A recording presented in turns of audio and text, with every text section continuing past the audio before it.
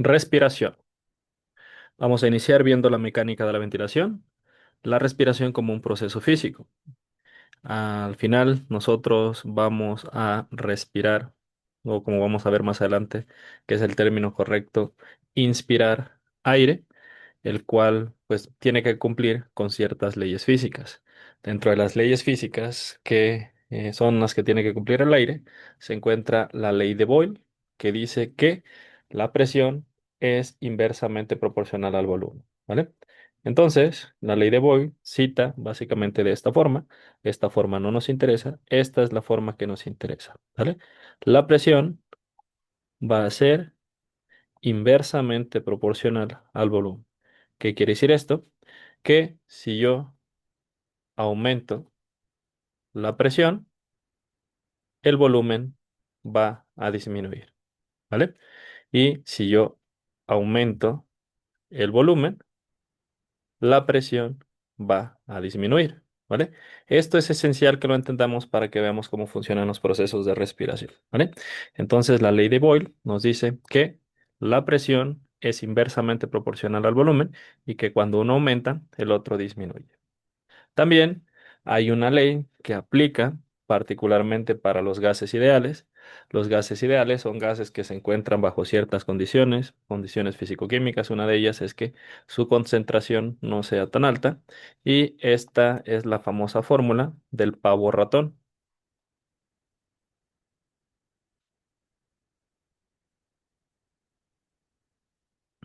¿vale? En esta fórmula nos dice que la presión multiplicada por el volumen va a ser igual a una constante R, que no vamos a tocar ni vamos a ver detalladamente, y multiplicado por la temperatura y el número de moles, que básicamente nos refiere a la concentración de los gases, ¿vale? Ya si nosotros despejamos y adecuamos la fórmula, pues nos queda de la siguiente manera, ¿verdad?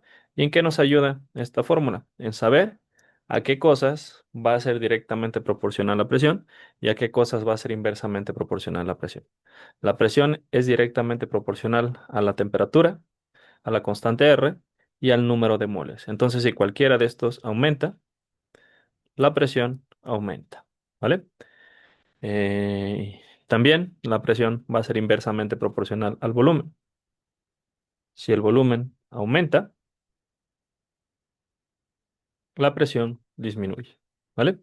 Entonces, recuerden pavo ratón, ya después hacen un despeje, el volumen lo pasan de este lado y así obtienen la ley de los gases ideales, ¿vale? Que lo que nosotros queremos aquí no es aprender a hacer ejercicios con estas fórmulas, sino más bien saber cómo esto se aplica a la respiración, ¿vale? Muy bien. Entonces, justamente sabiendo lo anterior, vamos a ver qué es lo que pasa en nuestros pulmones.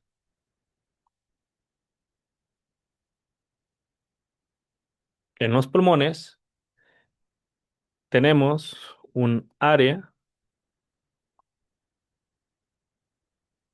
y un volumen, ¿sale?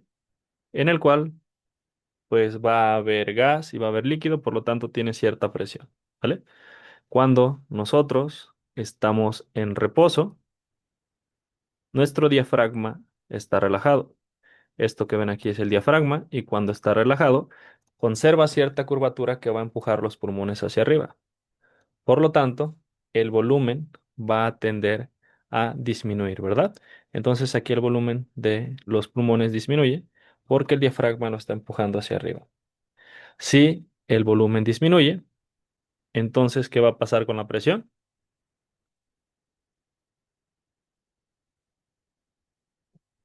Nazarelli, Carlibet. Si aumenta el volumen, ¿qué pasa con la presión? Dios. ¿Va a disminuir? Va a disminuir. Perfecto. Muy bien. Entonces, esta es la situación que nosotros tenemos en el reposo, ¿vale? En el reposo, el diafragma está relajado y entonces el volumen va a ser menor. Por lo tanto, la presión va a aumentar, ¿vale? Y cuando la presión aumenta, hay otra premisa básica del flujo de líquidos que nos dice que un líquido o un gas siempre van a fluir desde donde hay una presión mayor hacia donde hay una presión menor, ¿vale?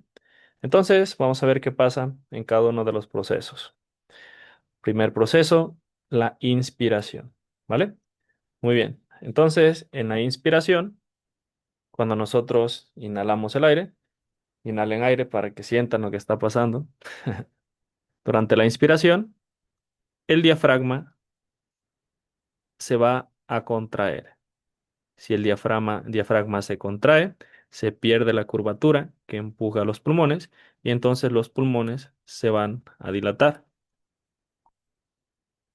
Si los pulmones se dilatan, el volumen en el interior va a aumentar.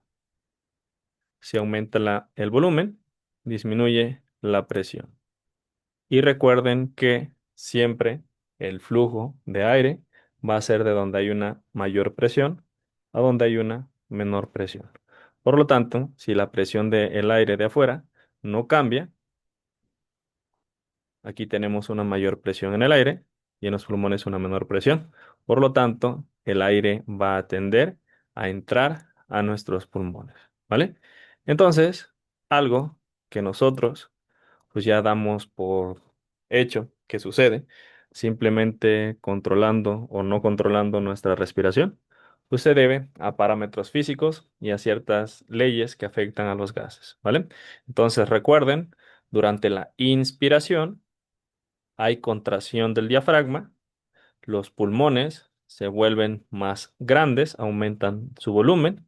Al aumentar su volumen, disminuye la presión y al disminuir la presión, el aire fluye desde donde hay una mayor presión, que es el exterior, hacia donde hay una menor presión, que es el interior, ¿vale? Entonces va a entrar aire a nuestros pulmones. Por el contrario, durante la expiración, quedamos que el diafragma se iba a relajar, ¿verdad? Si se relaja el diafragma, se conserva la curvatura, se empujan los pulmones y estos pulmones van a disminuir de volumen.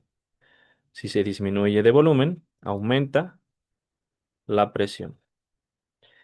Y esta presión estaba constante, entonces esta ahora va a ser la presión baja.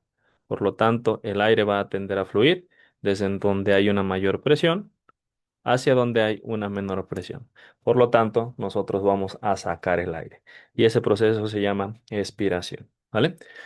Muy bien, entonces, si nuestros pulmones no se llenan adecuadamente de aire, o los músculos que mueven a los pulmones dejan de funcionar, entonces nosotros no vamos a poder respirar eficientemente, ¿verdad?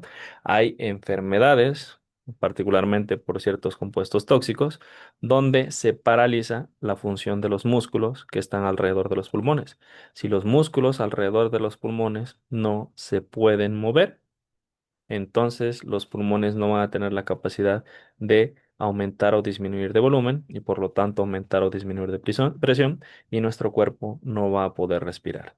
Entonces, muchas veces el desenlace mortal de este tipo de compuestos tóxicos es que nuestro paciente deja de respirar.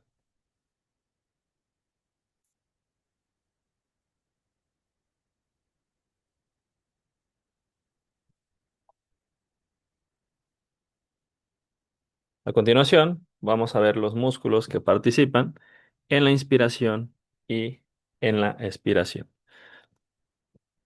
El proceso de respiración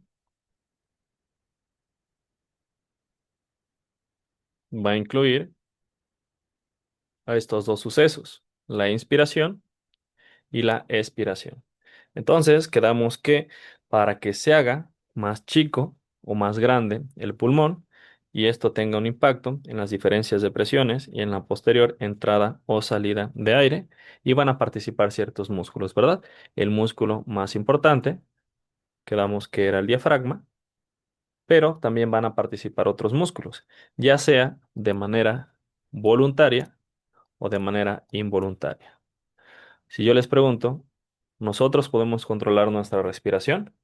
La respuesta sería sí y no. La respiración pasiva se da de manera involuntaria. Yo, aunque no lo solicite a mi cuerpo, no voy a dejar de respirar, ¿verdad? No voy a respirar. Pero también tenemos un tipo de respiración voluntaria, en la cual yo decido si respirar más lento o respirar más despacio, ¿verdad? Y esto va a estar en función de ciertos músculos que particularmente son músculos esqueléticos. Los músculos inspiratorios van a ser el esternocleidomastoideo, los escalenos, los intercostales externos y pues, el diafragma cuando se contrae, ¿vale?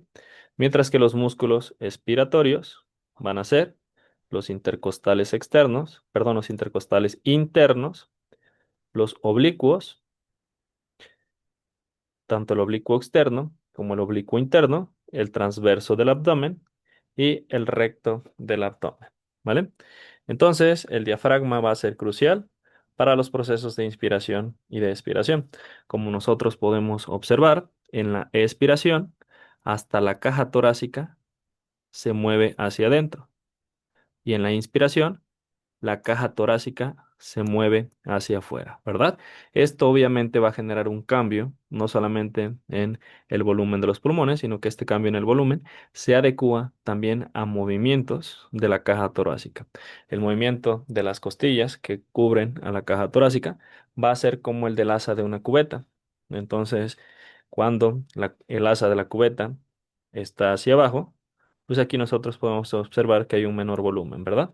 Pero cuando el asa de la cubeta está de esta manera, entonces nosotros podemos observar que hay un mayor volumen. Entonces nuestras costillas se mueven como las asas de los pulmones, de esta manera y de esta manera, permitiendo que el volumen de los pulmones pueda cambiar de tamaño y que esto pues, se vea reflejado en un aumento o una disminución de la presión para que nosotros podamos inspirar y podemos expirar, ¿vale?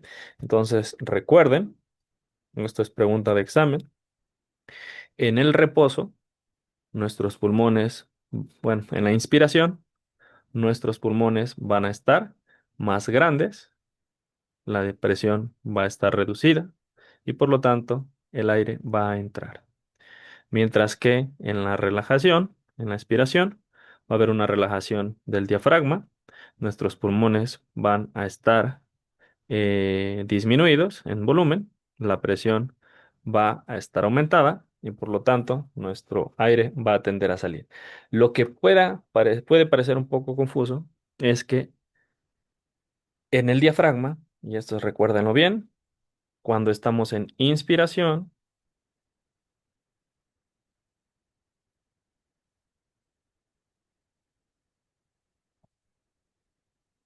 cuando estamos en inspiración, en el diafragma,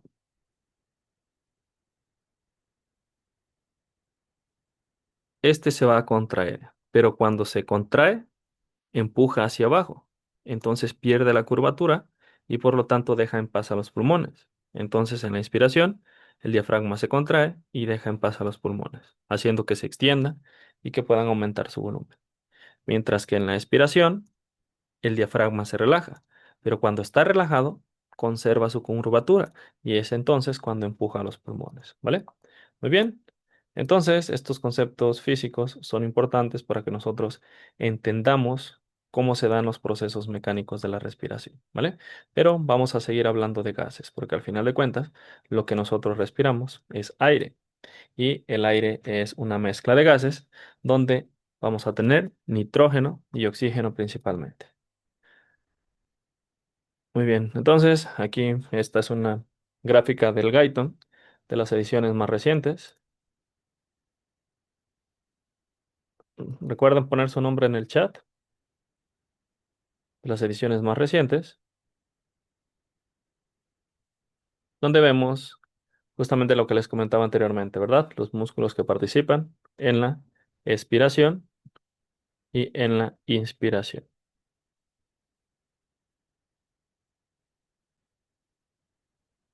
Muy bien, entonces aquí vamos, ya nada más como dato adicional, no lo vimos detalladamente, pero también alrededor de los pulmones existe una especie de cobertura que se llama pleura. La pleura va a tener líquido en su interior y también va a tener cierto grado de presión, ¿verdad? Entonces, la presión de la pleura también cambia durante la inspiración y la expiración. Eh, Gráficamente, como nosotros podemos ver estos cambios cuando hay una inspiración y una expiración, vamos a evaluar la presión en los alvéolos, que es básicamente la presión de los pulmones, la presión intrapleural, que es la presión en la pleura, y cómo esto genera un cambio en el volumen, ¿vale? Recuerden que el aire siempre va a ir de una presión mayor hacia una presión menor, ¿verdad? Entonces, cuando nosotros inspiramos, el volumen de los pulmones aumenta y por eso la presión disminuye. Si la presión disminuye, entonces también el volumen aumenta, ¿verdad? Ahora, después, en la expiración, nuestro volumen va a disminuir y la presión va a aumentar, ¿vale? Entonces, tenemos un comportamiento ondulatorio en los cambios de la presión cuando nosotros inspiramos y cuando nosotros expiramos. Y así se ve la gráfica de cambio en el volumen cuando nosotros inspiramos y cuando nosotros expiramos. Muy bien. Los cambios en la presión alveolar son un poquito menos dramáticos que los cambios en la presión pleural, a la diferencia entre los cambios de la presión alveolar y la presión pleural, tanto en la inspiración como en la expiración, se les llama presión transpulmonar, ¿vale? Esto no lo vamos a ver en fisiología, pero cuando ustedes lleven patología o que vean enfermedades del pulmón, pues va a ser muy importante porque cuando nosotros evaluamos esta presión, pues nos vamos a dar cuenta de si existen ciertas enfermedades. Muy bien, continuamos. Vamos a hablar un poco de fisiología. Ustedes recuerden que los pulmones van a formar una especie de árbol que se llama árbol bronquial. El primer segmento, que sería el tronco del árbol bronquial, se le llama tráquea. Entonces, como no tiene ramificaciones, así aquí decimos que tiene cero ramificaciones, ¿verdad? Aquí generaciones se refiere a las ramificaciones que tiene. Después, la tráquea sufre su primer ramificación y ahora se convierte en bronquios primarios. Cada uno de los broncos primarios tiene ramificaciones que hace bronquios más pequeños. Estos bronquios pequeños tienen 10 generaciones de ramificaciones, de 2 a 10 generaciones de ramificaciones, y después de estos bronquios encontramos a los bronquiolos. Los bronquiolos tienen de 11 a 16 generaciones de ramificaciones, y después vamos a encontrar a los bronquiolos respiratorios. Los bronquiolos respiratorios tienen de 17 a 19 ramificaciones y después vamos a encontrar a los conductos alveolares que nos van a generar de 20 a 22 ramificaciones y después vamos a tener a los sacos alveolares que nos dan 23 ramificaciones. Entonces, ¿qué quiere decir esto? Que nosotros tenemos 23 ramificaciones a partir de la tráquea de el árbol bronquial hasta llegar a los alvéolos, ¿sale? Vamos a ponerlo en ejemplo. Si el árbol bronquial, si la tráquea fuera el tronco, todos los demás serían ramas, cada vez de más gruesa, más delgada, hasta que llegamos a las hojas, que serían los sacos alveolares, ¿verdad? Entonces, nada más para que se den una idea, empezamos con la tráquea. Después de la tráquea hay dos ramificaciones. Aquí hay otras dos, aquí hay otras dos, aquí hay otras dos, aquí hay otras dos, aquí hay otras dos. Y esto ocurre 23 veces. Entonces, la cantidad de alvéolos que nosotros vamos a tener básicamente es de miles de millones de alvéolos, lo cual hace que la área para que nosotros estemos en contacto con los gases y que podamos respirar, pues sea un área bastante grande y que en cada respiración, pues nosotros podemos ingresar y exhalar una cantidad de aire bastante grande, ¿verdad? Esto quizás no les parece sorprendente, pero dado que el intercambio gaseoso tiene que ocurrir, donde este oxígeno tiene que irse también hacia la sangre, Pues eso es un proceso que ocurre inmediatamente gracias a la eficiencia de nuestros pulmones, ¿vale? Entonces, desde la tráquea hasta los bronquiolos se le conoce como zona conductora, porque aquí no hay intercambio gaseoso. También, como no hay intercambio gaseoso, a todo lugar donde no hay intercambio gaseoso, se le conoce como espacio muerto. Donde ya tenemos intercambio gaseoso, donde sí hay intercambio gaseoso, sí, intercambio gaseoso, se le va a llamar zona respiratoria. Y este va a incluir desde los bronquiolos respiratorios hasta los sacos alveolares, donde vamos a tener esas estructuras que se llaman alveolos.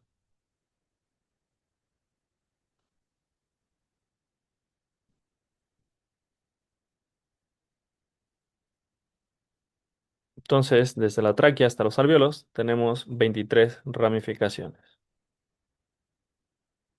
Ya nada más para que si quieren darse una idea de qué tantos alvéolos o sacos alveolares vamos a tener, la fórmula para poder sacarlo es 2 a la 23. Si ponen eso en su calculadora, pues les va a dar el número de sacos alveolares que nosotros vamos a tener en nuestros pulmones. Y se van a dar cuenta que son muchísimos y por eso es que tan rápido ocurre el intercambio gaseoso. Muy bien, continuando con el árbol bronquial. Aquí tenemos al sistema de conducción o espacio muerto y a la superficie de intercambio o también la llamábamos zona respiratoria, ¿vale? Muy bien, entonces vamos a ver cuánto miden cada una de las ramas o del tronco del árbol bronquial. La tráquea mide de 15 a 22 milímetros. Entonces mide entre 1,5 y 2 centímetros, lo cual pues hace que sea el segmento más grueso del árbol bronquial, ¿verdad? Los bronquios primarios miden de 10 a 15 milímetros, o sea, básicamente entre 1 centímetro y 1,5 centímetros. Los bronquiolos, conforme van avanzando en las ramificaciones, van a disminuir de tamaño, ¿verdad? Entonces el bronquiolo más grande mide 1 centímetro y el más pequeño mide 1 milímetro. Los bronquiolos, los bronquios, perdón, bronquios. Los bronquiolos van a medir de 1 milímetro, el más grande, y medio milímetro, el más pequeño.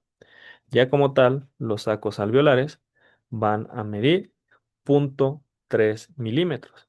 O sea, son una cosa verdaderamente pequeña, cada uno de los alveolos. Si ustedes ven una regla, el espacio de 1 milímetro, pues divídelo en tres partes y ese es el tamaño que tiene cada uno de los alvéolos.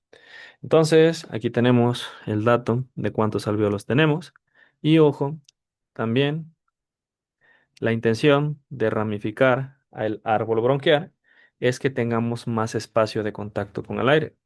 Entonces, en la tráquea, el área de contacto es de apenas 2,5 centímetros cuadrados. Entonces, 2,5 centímetros cuadrados, básicamente es 25, sería un área como de 5 milímetros por 5 milímetros. Entonces, esto es bastante pequeño, ¿verdad? El área de contacto. Pero en el alveolo, ya en los sacos alveolares, vamos a tener una superficie de contacto de 1 por 10 a la 6 centímetros. Entonces, esto es igual a 1 por 10 a la 4 metros. No, perdón, a la 5. Si queremos convertir de centímetros a metros, pues solamente tenemos que quitar un cero, ¿verdad? Entonces, esto sería igual a 50.000 metros. Básicamente, la superficie de contacto con el aire de nuestros alvéolos es de alrededor de 5 hectáreas, ¿vale? Por eso es que el aire entra y sale tan rápidamente, porque se distribuye de tal manera que nosotros tenemos mucha superficie de contacto, la suficiente como varios estadios de fútbol. ¿vale?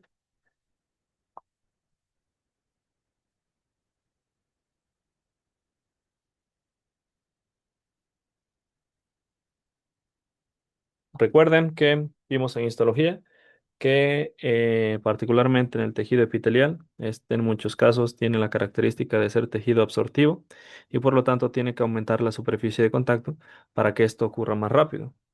Entonces, el intestino tiene microvellosidades que aumentan la superficie de contacto y en el caso de los pulmones, donde más se tiene que hacer, que se tiene que aumentar la superficie de contacto, pues lo que vamos a tener es una intensa ramificación. Muy bien. En los pulmones, básicamente tenemos tres zonas.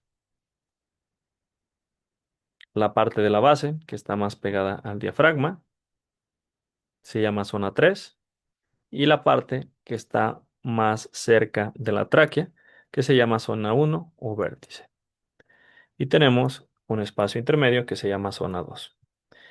Alrededor del pulmón vamos a tener un montón de vasos sanguíneos, una gran cantidad de vasos sanguíneos, ¿verdad? De hecho, tenemos toda una circulación que se llama circulación pulmonar, que va a estar manejada por la sangre que se bombea desde el ventrículo derecho. Entonces, esto que se ve raro es un esquema de, caricaturizado obviamente, la cantidad de capilares, venas y arterias que nosotros vamos a tener en los pulmones, ¿vale? Por lo tanto, si tiene vasos sanguíneos, va a tener flujo sanguíneo, va a fluir la sangre por ahí, va a moverse la sangre por ahí, y al flujo sanguíneo también nosotros le llamamos perfusión y lo vamos a simbolizar con una Q, ¿vale? ¿En qué segmentos de el pulmón tenemos mayor flujo sanguíneo? En la zona 3. En la zona 3 tenemos más flujo sanguíneo, más cercano al diafragma. Y vamos a tener un flujo sanguíneo más bajo en la zona 1, cercano a la tráquea que estaría por aquí, ¿vale? Ahora, también a este pulmón, por la tráquea, le va a llegar aire, ¿verdad? Al aire que le llega al pulmón lo vamos a llamar ventilación. Ahora, cuando llega a los alveoles, pues los vamos a llamar ventilación alveolar, ¿verdad? En la zona 1 es en la que tenemos la más baja ventilación. Igual que tenemos más bajo el flujo sanguíneo, tenemos más baja la ventilación, mientras que en la zona 3 aquí también tenemos más alta la ventilación, ¿vale? Entonces déjenme hacerlo en un esquema para que quede más entendible. En la zona 1 tenemos que la perfusión, que se llama Q, es la más baja. Y en la zona 1 también vamos a tener que la ventilación es más baja. Mientras que en la zona 3 la perfusión va a ser la más alta y la ventilación también va a ser la más alta, ¿verdad? Pero si nosotros hacemos una división, ventilación entre flujo sanguíneo o perfusión, vamos a obtener que en la zona 1 tenemos el cociente ventilación-perfusión más alto, mientras que en la zona 3 vamos a tener el coeficiente ventilación-perfusión más bajo, ¿verdad? Entonces, aquí vamos a observar también las presiones parciales de los principales gases que nosotros inspiramos y expiramos. En la zona 1 vamos a tener la presión más alta, que es de alrededor de 130 milímetros de mercurio, mientras que en la zona 3 vamos a tener la presión más baja, que es alrededor de 89 milímetros de mercurio. Y en cuanto a la presión de dióxido de carbono, en la zona 1 vamos a tener la presión de dióxido de carbono más baja, mientras que en la zona 3 vamos a tener la presión de dióxido de carbono más alta, ¿verdad?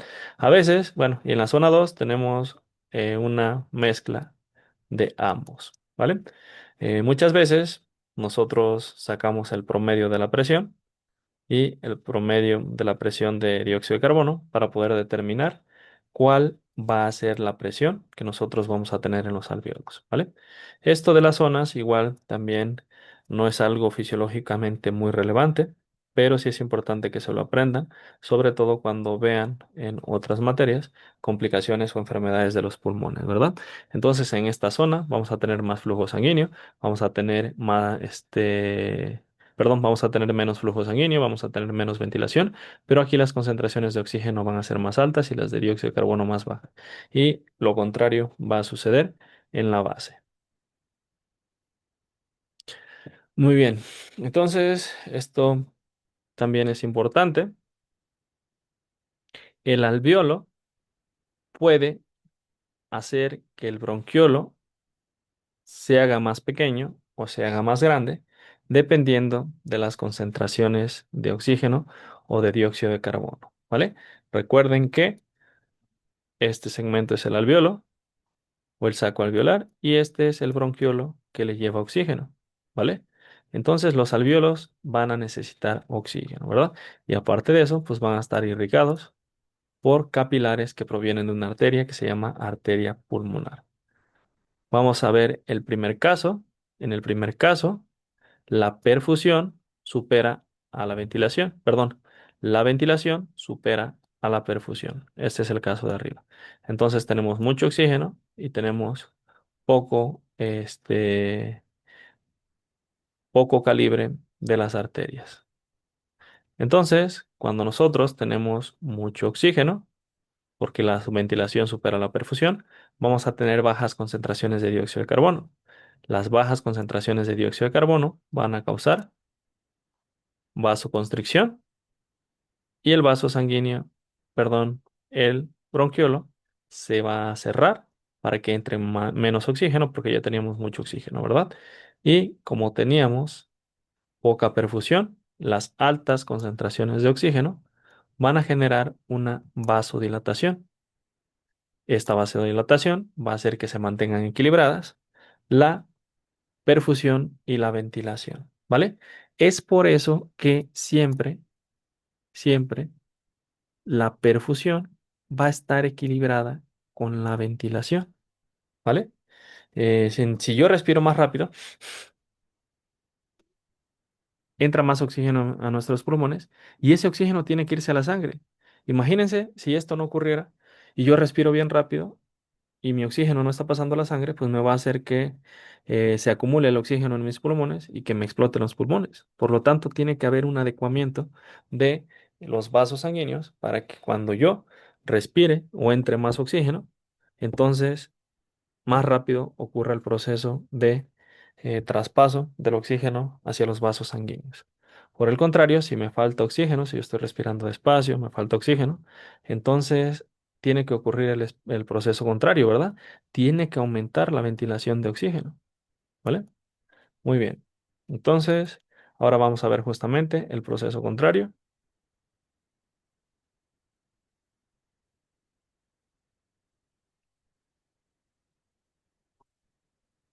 Cuando hay bajas concentraciones de oxígeno, entonces la ventilación está disminuida, ¿verdad?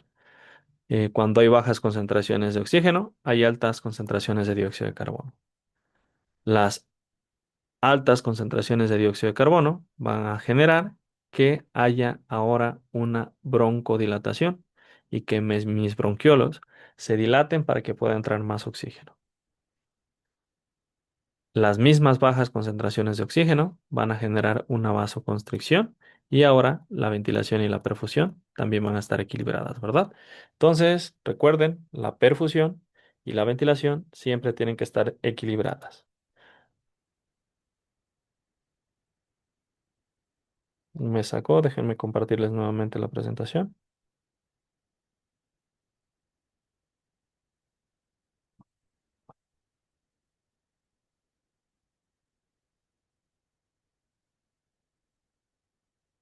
Aquí vamos a ver ciertas cuestiones que nos van a servir para identificar algunos procesos patológicos, ¿vale?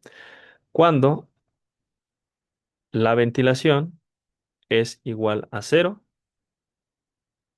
básicamente cuando nosotros no tenemos oxígeno, entonces el cociente, ventilación, perfusión va a ser igual a cero.